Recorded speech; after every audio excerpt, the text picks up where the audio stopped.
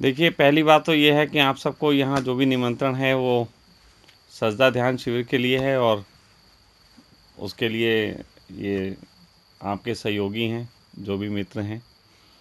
लेकिन फिर भी मेरी ज़िम्मेदारी है कि मैं आप लोगों से आपके दिल की बात पूछूं और कोशिश करूं कि इस तरीके का मार्गदर्शन मिले कि आपको वो गति मिले जिसकी आपको ज़रूरत है।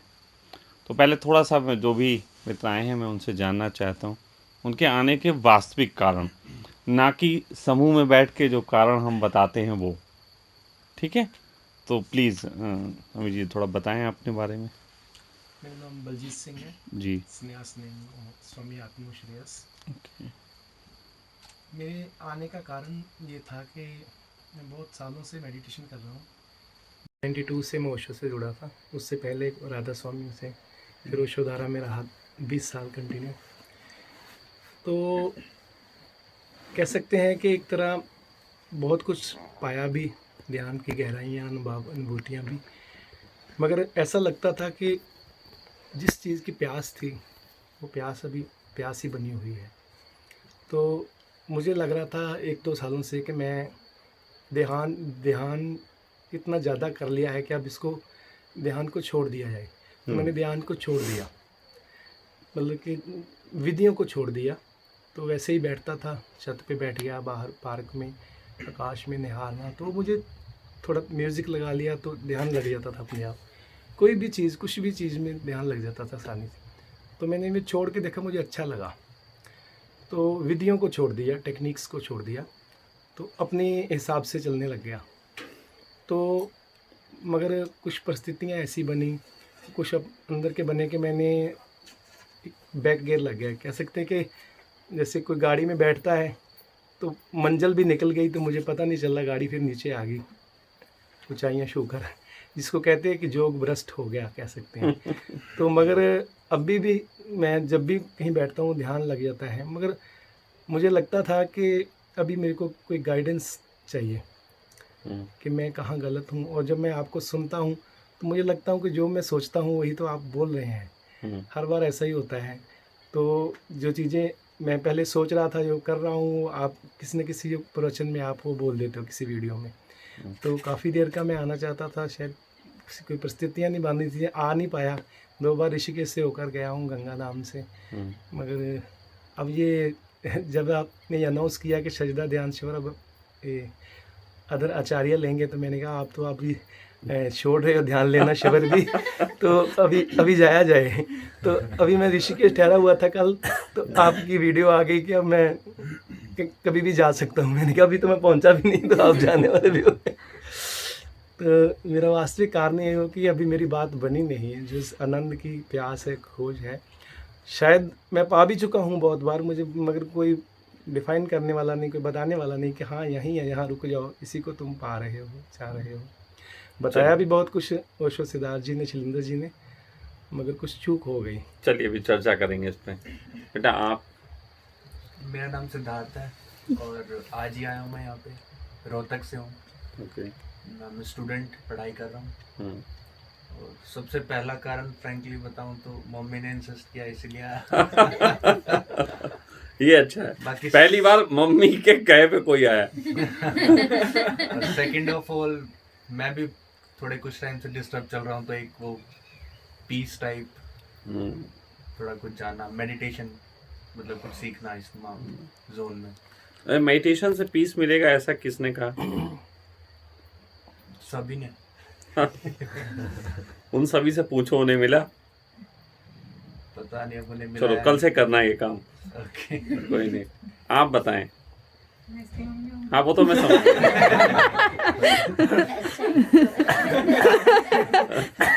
गुम हो गए थे, मेरे पास थे। अच्छा। 17 में, 16 में गुम।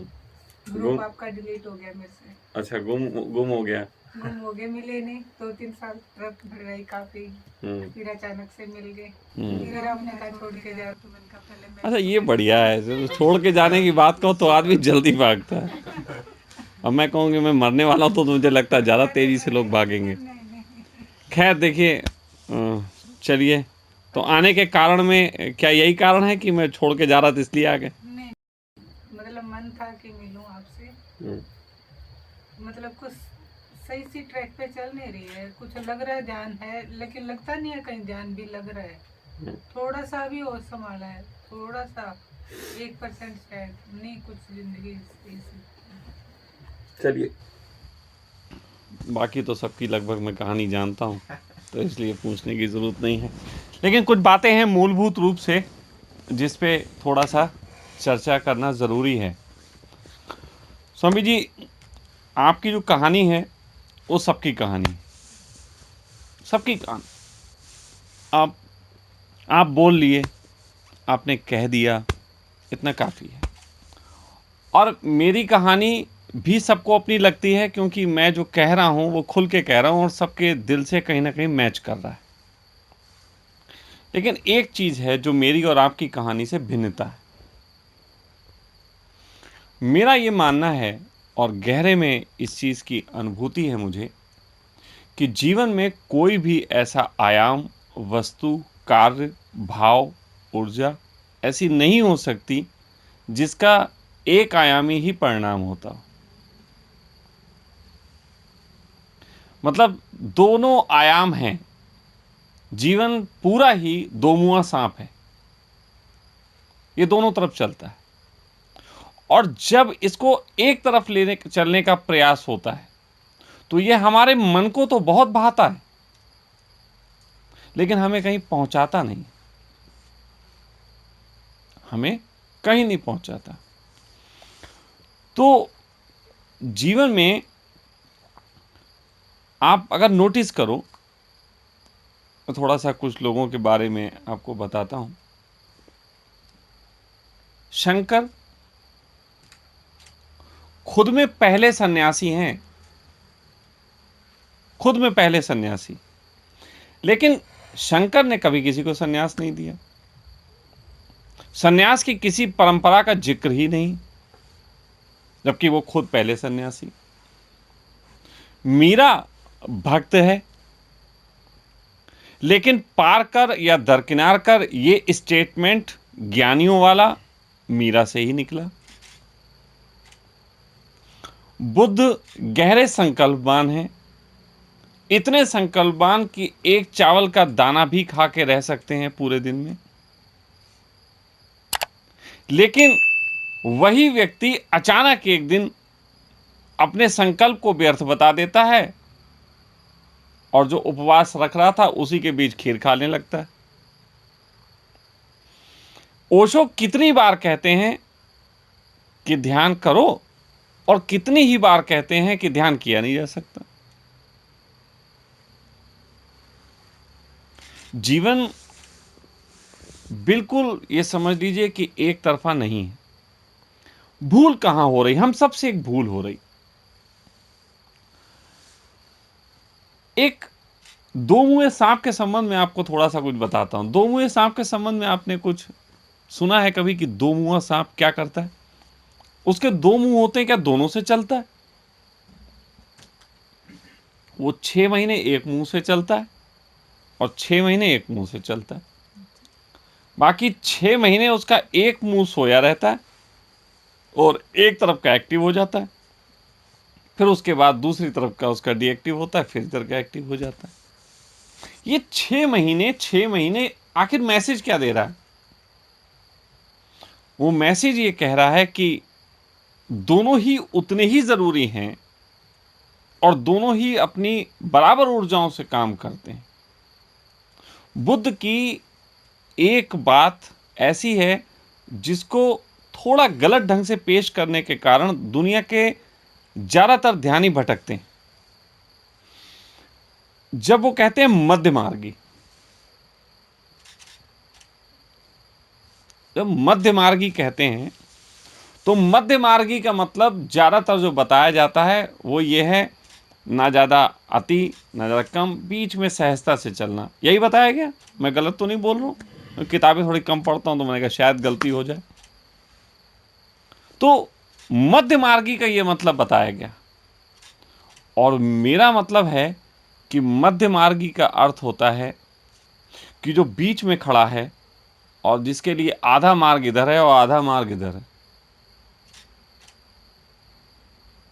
मध्य मार्ग नहीं बोला गया, मध्य मार्गी बोला गया। क्या समझे आप लोग मेरी बात को, मैं क्या कह रहा हूं? मध्य मार्ग नहीं, क्योंकि मध्य मार्ग है तो ठीक बात है कि एक बिल्कुल एक दो सड़क के बीच में एक सफेद लाइन बनी, आपको उस पर चलना है, मध्य मार्ग। लेकिन मध्य मार्ग नहीं बोला गया, मध्य मार्ग ही बोला गया, चलने वाला। अब जो चलने वाला है उसके लिए आधा मार्ग इधर है और आधा मार्ग इधर है। और चलने वाले के लिए अगर नजर में दोनों नहीं है, अगर दोनों बातें नजर में नहीं, तो क्या वो मध्य मार्गी हो सकता है?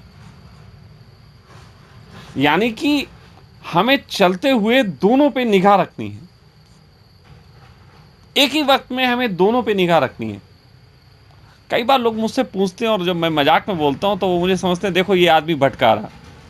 कई बार लोग मुझसे पूछते हैं कि स्वामी जी आप क्या करते हो, आप कौन से मार्गी हो, आप कौन से भोजन को पसंद करते हो, शाकाहारी या मांसाहारी? मतलब इस तरीके की जब बातें पूछते हैं तो मैं हमेशा बोलता हूं मैं मौकाटेरियन हूं। जब मुझे जो मौका लगता है सहजता के साथ मैं उस पर चला जाता हूं। अब मैं एक कोई तरफा हो जाऊं तो मुझे बड़ी अड़चन महसूस होती है। जैसे सपोज दैट आपका एक स्वाद हो गया कि मैं रोटी ही खाऊंगा, नहीं मिला, अब पीड़ा है। मिल गई तो खुशी है। आपने सोच लिया इस तरीके के माहौल में मैं जाऊंगा, उस तरीके का मिल गया, हम खुश हैं, नहीं मिला हम दुखी। क्या जीवन में पूरी दुनिया ऐसी हो सकती है जो आपकी सोच से चले? कैसा संभव है? और रहना हमें दुनिया में, और फिर धोखे से कान में एक दिव्य मंत्र भी फूंक दिया गया कि 24 घंटे आनंद के बनाने हैं। अब इस दुनिया में रहना है, 24 घंटे आनंद के बनाने हैं, दुनिया हमारी जैसी होनी नहीं है, तो मेरा मौकाटेरियन सबसे अच्छा साबित होता है। जब जैसा हाथ लगा तब वैसा काम कर लिया, ज्यादा इसमें झंझट क्या करनी। लेकिन हम लोग जो हैं मौकाटेरियन का अर्थ ऐसा बना लेते हैं जैसे हम कृष्ण को कहते हैं कि वो बिल्कुल मौकाटेरियन थे, और वो देखो रस लेते थे, वो माखन चोर थे, वो मक्खन चुरा लेते थे। मैं कह रहा हूं वो मक्खन चुरा लेते थे, इस सोच में दो बातें हैं। पहली तो ये कि केवल वो सार सार देखते थे, बाकी चीज को बेकार बताते थे। एक तो अर्थ ये हो गया। फिर ये अर्थ तो आपका वाला है कि ध्यान का फायदा ही लेंगे, नहीं, वो ये थे, वो मौकाटेरियन थे और हर वक्त इस तरीके से जीते थे कि उनके जीवन में मक्खन बना ही रहता था।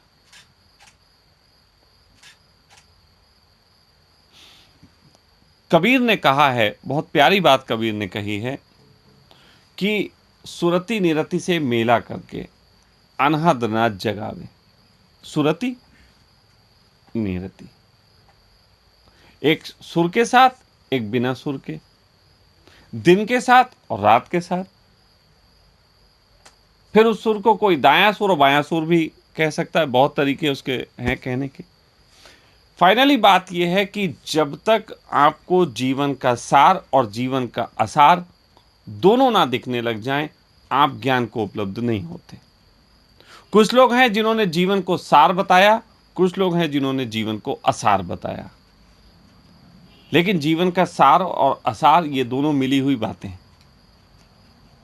मैं आपसे कहता हूं कि आपको ध्यान नहीं भटका रहा, आपको भटका रहा है कि ध्यान से ही कुछ मिलेगा ऐसी जिद पाल लेना। मैं कह रहा हूं खाली हो तो आंख बंद करके बैठ जाओ, जब काम हो तो आंख बंद करने को भूल जाओ। तो खुली आंख से भी आपको संसार दिखेगा, खाली वक्त में बंद आंख से भी आपको परमात्मा नजर आएगा। फिर जब आप दोनों में सहज हो जाओगे तो खुली आंख में भी आपको परमात्मा नजर आएगा और बंद आंख में भी आपको परमात्मा नजर आएगा। अभी तो कुछ ऐसी धारणाएं बैठ गई हैं कि आंख बंद करके अपने में डूब के तो हम परमात्मा में जाते हैं और आंख खुलती ही चारों तरफ दुष्ट नजर आते हैं। जबकि जिन्होंने जाना है उन्होंने कहा है कि पूरे जगत में परमात्मा के अतिरिक्त है ही क्या। और जब खुली आंख से भी परमात्मा दिखता हो तो आंख बंद करके देखने की जिद क्यों?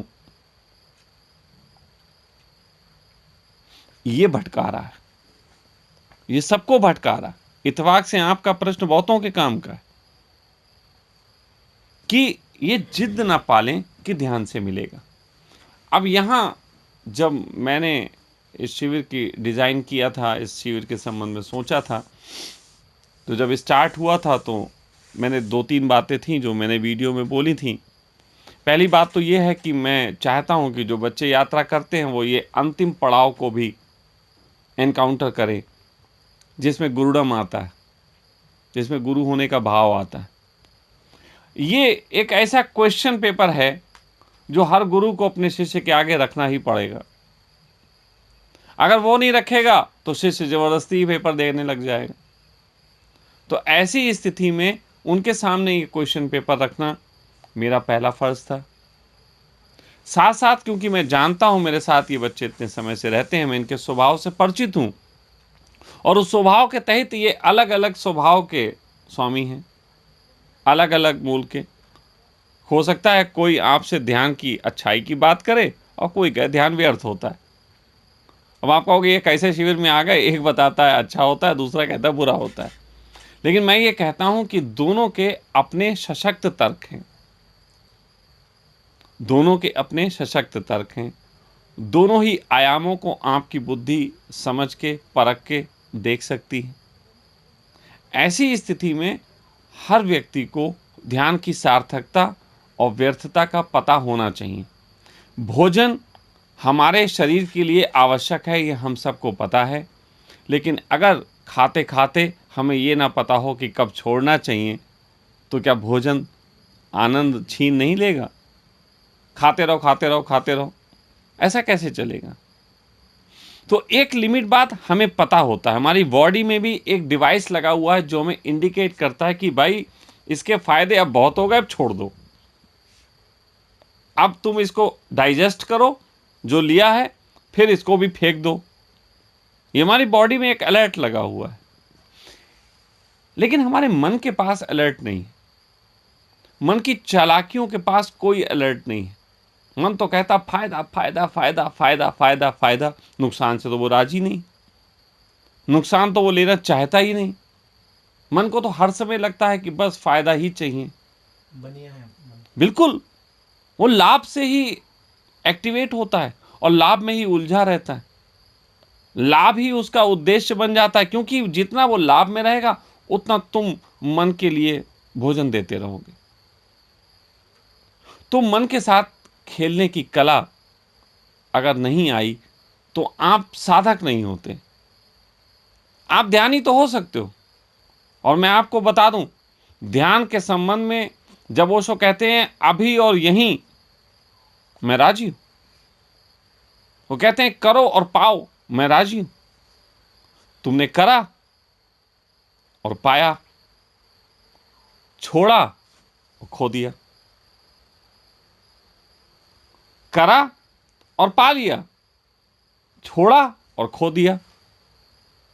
लेकिन वो आधी बात बता देते हैं, आधी बात वो बता देते हैं कि अभी और यहीं, क्योंकि वो भी झूठ नहीं बोल रहे, वो सच बोल रहे हैं।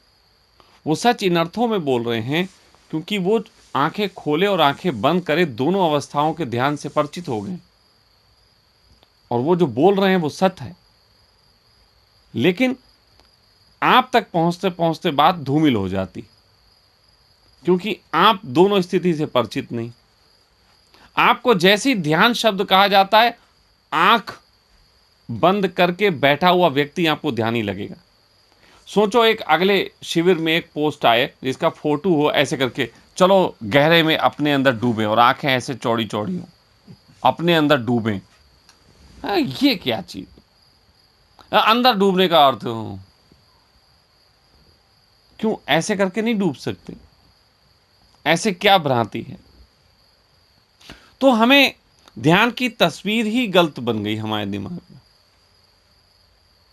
लेकिन ओशो की और भी बहुत सी बातें हैं, अगर आप सब आसानी से समझें तो आपको समझ में आएगा। वो हर चीज को ध्यान बता रहे हैं।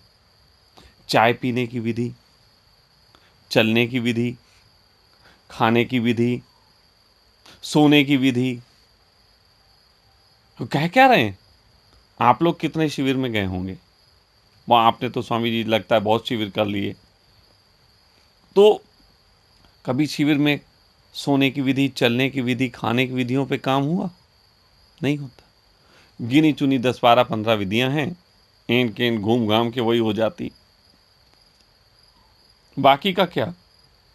बाकी की बस मूड आया था कह दी थी, ऐसे ही बस बैठे हुए थे, बोले कुछ कहना है, समय बिताने के लिए करना है कुछ काम, तो इसलिए 112 का आविष्कार कर दिया। नहीं, वो काम की हो सकती है, लेकिन उनसे गुजरने के लिए आपको अपनी प्रज्ञा का इस्तेमाल करना पड़ेगा। आपको मैं 3 दिन यहां आप हैं, एक छोटा सा सुझाव देता हूं, छोटा सा। अगर आप 3 दिन ये छोटा सा सुझाव माने, जीवन में एक ऐसे आनंद को आप पकड़ेंगे कि आप सोच नहीं पाएंगे कि ऐसा भी हो सकता था। और वो छोटा सा सुझाव ये है कि ध्यान करते वक्त जो आपको आनंद आता है, आप चलते, बैठते, खाते, उठते थोड़ा सा अपने को ध्यान दें कि वो कहां पे चूक रहा है, और आप पाएंगे जैसे ही ध्यान दिया आपकी चाल 100 में हो जाएगी। चल रहे, ध्यान नहीं, जैसे हमने कहा क्या इस समय ध्यान में हूं, चलते हुए वाला ध्यान कर रहा हूं, अचानक एकदम आपकी चाल 100 में हो जाएगी और आपको ध्यान घट जाए। आप खा रहे हैं, खाते खाते इधर उधर देख रहे हैं, अचानक ध्यान आए कि क्या मैं खाते हुए ध्यान में हूं, और जैसे ही आएगा खाना ध्यान बन जाएगा। आप कुछ भी कर रहे हैं, मोबाइल चला रहे हैं, मोबाइल चलाते क्या मैं ध्यान में हूं, और जैसे ही ध्यान में आएगा मोबाइल चलाना ध्यान बन जाएगा। अब जैसे कि मैं इस समय अपनी बात कह रहा हूं, लोगों के लिए यही वक्त है कि मेरी बात को दिमाग में समझें, उतार लें। लेकिन इसी वक्त ये कुछ लोग हैं जो आप देखेंगे सो गए, ये सो नहीं, ये डूब गए, ये शब्द नहीं सुन रहे, ये शब्दों के पीछे का जो भाव है वो जा रहा है, और वो इनके लिए ध्यान हो जाता है। ये सुनने का एक तरीका है, ये भी एक ढंग है।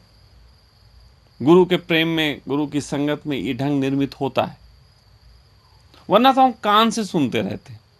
अब ये बच्चे क्या मेरी बात नहीं सुन रहे? मेरी बात असल में यही सुन रहे हैं।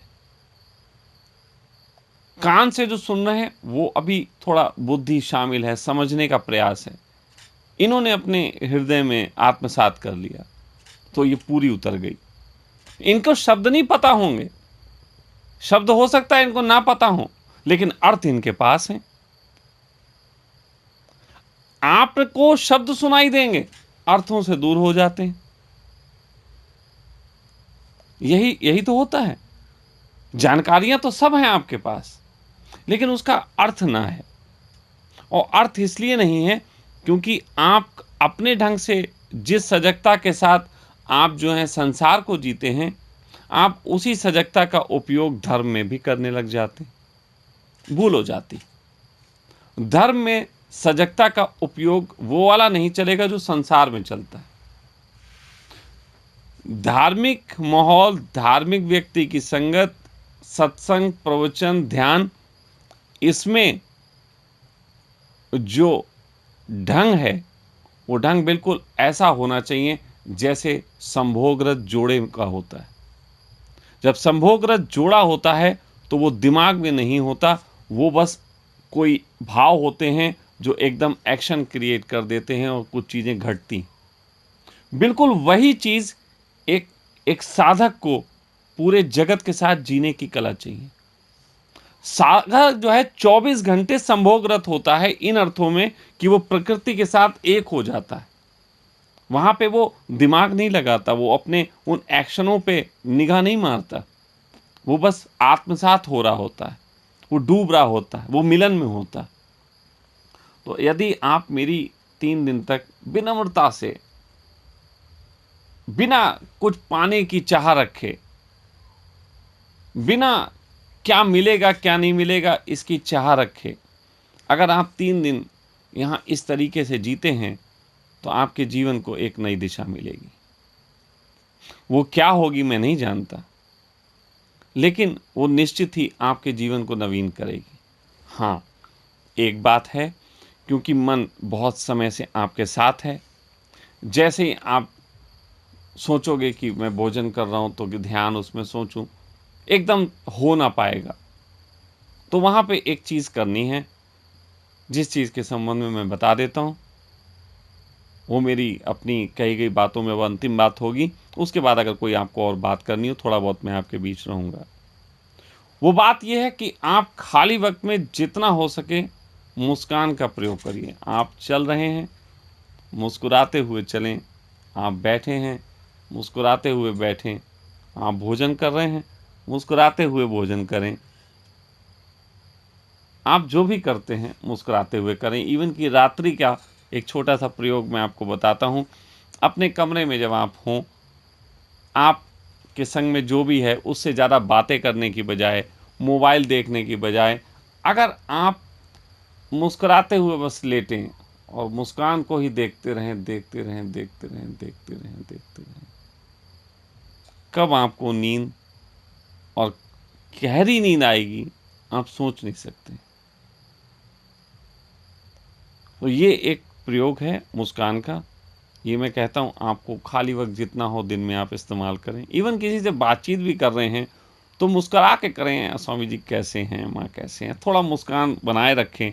इससे सामने वाले को भी फील गुड होता है, आपके व्यवहार भी अच्छे होते हैं और आपका एक ध्यान भी ऐसा चल रहा होता है जो किसी को पता भी नहीं चलता कि आपने स्पेशल कोई टाइम निकाला। आप ट्रेन में सफ़र कर रहे हैं, बस में सफ़र कर रहे हैं, ऑफिस में बैठे हैं, टीवी देख रहे हैं, हर जगह मुस्कान का उपयोग कर सकते हैं। तो ये चीज़ आपको बहुत बहुत बहुत ज़्यादा शांत करेगी। और मेरी तरफ से बस आपको सजेशन है। अब देखो आधी टीम मर गई, आधी टीम लुढ़क गई। अब आप लोग सोचते होंगे यहाँ आए हैं स्वामी जी रोज़ शाम को सत्संग प्रवचन करते होंगे, मैं इनको क्या सुलाने का ठेका ले रखा है जो रोज़ करूँ, क्योंकि मैं तो बैठता हूँ ये सब यही करते हैं। तो ये है असल में ढंग, लेकिन ये ढंग आपको भी आएगा सजदे से जब आप गुजरेंगे, जब आप निढालता को महसूस करेंगे तो आप पाएंगे कि धीरे धीरे सुनने की कला बदल गई। सांप के कान नहीं होते लेकिन बीन पे नाचता है। यानी कि कुछ चीज़ें हैं जो अतीन्द्रिय हैं, इंद्रिय नहीं। क्योंकि कान नहीं है फिर भी नाच रहा है तो सुन कहाँ से रहा है। तो एक इंद्री का इस्तेमाल नहीं कर रहा, उसने पूरे शरीर को एक इंद्री बना लिया। कहते हैं ना कि शंकर खुद में ज्योतिर्लिंग है, वो एक हैं। तो जब आप पूरे तरीके से एक हो जाते हैं तो आपका पूरा शरीर ही जो है वो सुनने का काम करता है, आपका पूरा शरीर ही देखने का काम करता है, पूरा शरीर ही सारी इंद्रियों का काम कर लेता है, वो परम ऊर्जा को उपलब्ध होता है। तो मैं आप लोगों के सामने बस यही चाहूँगा कि आप लोग आए हैं, बहुत सरलता के साथ आप अपनी इस यात्रा को आगे बढ़ा सकते हैं। बहुत सरल मार्ग है अगर हम अपने आप ही रास्ता बनाने की कोशिश ना करें, और बहुत उलझा हुआ मार्ग है जब हम सोचें कि ध्यान से सिर्फ लाभ ही होता होगा। तो आप यहाँ सिर्फ ध्यान का लाभ ही नहीं जानेंगे, ध्यान के नुकसान की बात भी जानेंगे। आप यहाँ ज्ञान के लाभ की नहीं, ज्ञान से होने वाली हानियों को भी जानेंगे। समर्पण के भी लाभ हैं, समर्पण की भी हानियाँ हैं। हर आयाम के लाभ और हानि हैं। उनको जब आप चिंतन करेंगे तो आप ऐसे मध्य मार्ग को उपलब्ध होंगे कि इधर देखेंगे ये भी ठीक है क्योंकि हिस्सा है, ये देखेंगे तो ये भी ठीक है क्योंकि हिस्सा है। जब तक आप दोनों चीज़ों को पार्ट नहीं मानेंगे, सुख को दुख का पार्ट नहीं मानेंगे, दुख को सुख का पार्ट नहीं मानेंगे, तब तक आप सुख के प्रति आकर्षित होंगे और दुख से बचेंगे। और किसी की तरफ आकर्षित होना और किसी से बचना, यही हमारे जीवन में अंतर्द्वैत का काम करता है। अंतर्द्वैत को समाप्त करना हो तो इस बात को जान लीजिएगा कि आपको किसी भी आयाम के दोनों आयाम से परिचित होना आवश्यक होता है। और जब आप दोनों परिचित हो जाते हैं तो वो तो फिर दोनों ही हैं, परमात्मा के ही हैं, फिर शिकायत किससे? जब दोनों ही उसके हैं तो फिर शिकायत किससे करोगे? दोनों ही आयाम हैं, दिन और रात दोनों ही आयाम हैं। ना दिन के प्रति शिकायत हो सकती, ना रात के प्रति। तो उसी प्रकार परमात्मा के जीवन में उसने हर ऊर्जा के दो आयाम दिए हैं। मेरा मानना है आप उससे जितना परिचित होते जाएंगे उतना आप जीवन में आनंद से भरते जाएंगे। कांटे उसके, फूल भी उसके, दिन भी उसका, रात भी उसकी, सुख भी उसके, दुख भी उसके, सब कुछ उसी का है। इसको कहने के लिए आपको विपरीत के आयाम से परिचित होना ज़रूरी है। तो मैं अपनी तरफ से जो आपको कह सका, आपके लगभग प्रश्न समान हैं, और इस बच्चे के लिए कहूँगा सिर्फ ध्यान से ही मिलता है ऐसा मत मानना। सब लोग गलत बोल दिए। थोड़ा प्रश्न करो, थोड़ा संदेह उठाओ, थोड़ा पूछो। मैं ध्यान के विरोध की बात नहीं कर रहा हूँ, लेकिन पूछो और क्या है, पूरा तो नहीं हुआ। तो ऐसे जब पूछोगे तो तुम्हें सही में सुकून मिलेगा। सच बात तो यह है, सुकून की तलाश भी कहीं ना कहीं बेचैनी का कारण है। तो क्या करनी तलाश? सुकून आई उसको गले लगाओ, बेचैनी आई उसको गले लगाओ, खाना आया उसको खाओ, पॉटी आई उसको जाओ। लेकिन तुम कहो ये तो वही मल है जो कल भोजन के रूप में आया, तो इसे हम त्यागेंगे नहीं तो पेट में दर्द हो जाएगा। तो इसलिए हम एक ही चीज़ के साथ दो सलूक करते हैं। हम पूरे पूरे दिन भर देखो, हर चीज़ को देखो, तुम दो सलूक करते हो। परमात्मा ने ऐसे ही जीवन बनाया, लेकिन हम जब किन्हीं से सुनते हैं, और ये बाबाओं के धंधे का खेल है कि बाबा जो है वो जब तक तुम्हें लोभ से ना भर दे तुम कैसे चलोगे। इसीलिए लोग तनाव मुक्ति आनंद से भर देंगे, ऐसी बातें करके तुम्हें शिविरों में बुलाया जाता है ना। मैं ऐसी बातें नहीं करता। मैं कहता आओ, तुम्हें पहले द्वंद्व से परिचित करवाएंगे कि ये बेवकूफ़ियाँ हैं क्या। क्योंकि मेरा धंधा बाबाओं के खिलाफ का धंधा है, तो मैं अपने धंधे पे काम कर रहा हूँ। लेकिन निश्चित जानो, सौम्यता ही उसका प्रसाद है। ज्ञान और कुछ बड़ा हो जाना, सींग निकल आना, ये उसका प्रसाद नहीं है। जितने सरल हो जाओगे उतने बेहतर हो जाओगे। देखो ये भी बच्चे हैं, ये तुम्हारे बीच ही हैं। तुम इन्हें जब दिन भर देखोगे तो देखोगे यार ये क्या, ये हैं हमारी एज के हैं, ये तो नहीं नौकरी के लिए परेशान घूम रहे, ये सब बड़े मज़े में घूम रहे, काम भी कर रहे, ध्यान भी की बातें कर रहे, सब तरीके से आनंद ले रहे। तो आपकी उम्र तो सर्वश्रेष्ठ है। इस उम्र में बच जाओ ये ध्यान की बेवकूफ़ियों से, लेकिन ध्यान के प्रति समझ पैदा कर लो, ताकि खाली वक्त में ध्यान का उपयोग कर लो और भरे वक्त में अच्छे से काम कर लो। और वरना क्या है, इन लोगों की हालत ऐसी हो गई है कि ये जब खाली बैठे होते हैं तो ध्यान कर लेते हैं, लेकिन भरे वक्त में ये सब बेचैन रहते हैं ध्यान के लिए। ये एक ही तरफा फ़ायदा, ये वहाँ भी उसी फ़ायदे को घुसेड़ देना चाहते हैं। तो तुम्हारे लिए तो बहुत अच्छा समय है, मौके पे आ गए हो। ठीक है, तो यहाँ ये युवा बच्चे हैं, इनसे सीखना, बात करना, तो तुम्हें बहुत कुछ मिलेगा। यहाँ ध्यान नहीं होता। वो तो आप लोग आए हो, अब पैसे लिए हैं तो कुछ तो करवाना ही है, तो इसलिए ध्यान करवा देते हैं। वरना तुम लोगों इन्हें आता ही क्या है। और लोग तो ध्यान करवाते हैं, तो हम भी बता देते हैं कि हमें भी आता है, लेकिन जाते जाते बताएंगे कि ये ध्यान बेकार की चीज़ें हैं, इतना मत उलझो। परमात्मा ने तुम्हें ध्यान से ही पैदा किया, ध्यान के जगत में भेजा। उसने तुमसे कहा कि ध्यान से चलना, ध्यान से खाना, ध्यान से काम करना, ध्यान से गाड़ी चलाना, कहता नहीं जगह जगह जगह जगह जगह जगह। तो ऐसी जो चीजें हैं परमात्मा ने तो तुम्हें ध्यान से ही भर रखा है। थोड़ा सा रहता है स्वामी जी जल्दबाजी में, तो जल्दबाजी में रहता है बहुत ज्यादा। हाँ, वो आपका तो दिया हुआ प्रसाद है, तो उसको दे दिया होगा आनंद का कि बेटा ध्यान से ही मुक्ति मिलने वाली है। Mummy is in actual mummy. हाँ, वो सब बेटा सारी ऐसी होती, कोई अनूठी नहीं है, सब भी ऐसी होती हैं। हाँ, लेकिन थोड़ी सी अनूठी है कि मेरे जैसे आदमी के पास तुम्हें ले आई। बहुत सी मम्मियां रोकती हैं, पापा भी रोकते हैं बहुत हो गए। मेरे पास पहुंचने के लिए 1-2 साल तो कम से कम चाहिए। इसको 1 ही महीने का टाइम। हाँ, नहीं वो तो मैंने कहा, तो इस मामले में मेरी मम्मी अच्छी है कि वो जल्दी ले आई। नहीं तो मेरे पास लोग 1 साल 2 साल 3 साल में पहुंचते, बड़ी हिम्मत कर करके। जबकि पहली बार जब सुनते हो तभी मन होता है आने का, लेकिन वो आने से पहले मेरी जांच करना चाहते हैं, 2-4 वीडियो देख लेते हैं। मैंने आज फर्स्ट टाइम आपको सुना। हाँ, तो बस ठीक है, फिर अच्छा किया तुमने, बहुत बढ़िया बात है। ये ज़्यादा अच्छी चीज़ है क्योंकि तुम लाइव मेरे जीवन को देख रहे हो, मुझे पहचान रहे हो। ये सब मुझे वीडियो से पहचानने की, मेरी बातों से पहचानने की कोशिश करते हैं। और वहाँ मैं पूरा नहीं हूँ, यहाँ मैं पूरा हूँ, क्योंकि यहाँ मैं भी हूँ और मेरे कर्म भी हैं। वीडियो पे केवल मेरी बातें होती, मेरे कर्म नहीं होते। लेकिन यहाँ मैं हूँ और मेरे कर्म के रूप में ये आश्रम है, यहाँ का माहौल है, यहाँ के लोग हैं, इनकी आंखें हैं, इनकी चालें हैं, इनके देखने का बोलने का ढंग है। यहाँ पे ये सब मेरे कर्म के रूप में है। तो तुम्हें यहाँ पे मैं पूरा दिखूँगा। तो स्वामी जी ने आज तक मुझे देखा होगा, माँ ने तुम्हारी देखा होगा, तो उन्होंने केवल मेरी बातें देखी होंगी, मुझे सुना होगा। लेकिन यहाँ आके ये डिफरेंट फील करेंगे।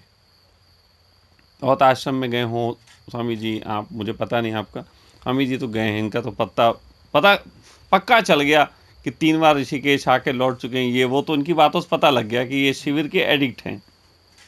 या शिविर के नहीं एडिक्ट है तो कम से कम कुछ नहीं, चलो जहाँ ओशो सन्यासी अपनी गप्पे लड़ाते हो वहाँ 2-3 दिन घूम आए। तो ऐसा हो जाता है, ओशो सन्यासियों के साथ के एडिक्ट होते हैं। लेकिन सच बात यह है वो एडिक्शन मानसिक हो जाता है, जबकि वास्तविक बात यह है कि हर व्यक्ति को संग चाहिए, अपने जैसों का साथ। ये भी है, जाते हैं अपने जैसों की साथ में और पाते क्या है, अपने जैसों का साथ तो नहीं मिला। हाँ, एक कॉमन फैक्टर मिला कि सभी माला लटकाए घूम रहे थे, बस कोई वहां अपना नहीं है, कोई तुम्हें गले नहीं लगाएगा, हा ही सब कर लेंगे, बात सब कर लेंगे। क्यों स्वामी जी, होता है ये? कभी किसी से कहना जरूरत पड़े यार 20-50 हज़ार रुपए की, देखना कितने अपने गले लगाते हैं, क्या होता है, बड़ा मुश्किल हो जाएगा। लेकिन मैं कहता हूँ कि एक छोटे से संघ में यहाँ भी आए हो, 3 दिन के लिए ही सही, इस संघ का मजा लो। इस संघ में तुम्हें जो स्वाद मिलेगा वो तुम्हें वास्तविक संघ का स्वाद देगा। यहाँ पे तमाशागिरी नहीं है। ये जैसे तुम्हें यहाँ दिखेंगे ऐसे ही हैं, ये ऐसे ही यहाँ रहते हैं, ऐसे ही घूमते खाते हैं, ऐसे ही बैठते हैं, ऐसे ही सब होता है। मैं भी यहीं बैठता हूँ, बस आप लोगों की वजह से थोड़ा कम बैठूँगा यहाँ, क्योंकि आपको इनके साथ का अवसर और आपके साथ का अवसर मिले। हाँ, प्रतिदिन एक बार रात में मैं आप लोगों के बीच आऊँगा। जो भी आपके छोटी मोटी बातें हों, जो दिन से उठी हों, ध्यानों से संबंधित उठी हों, जिनके जवाब आपको ना मिल पा रहे हों, तो उन पे मैं चर्चा करूँगा।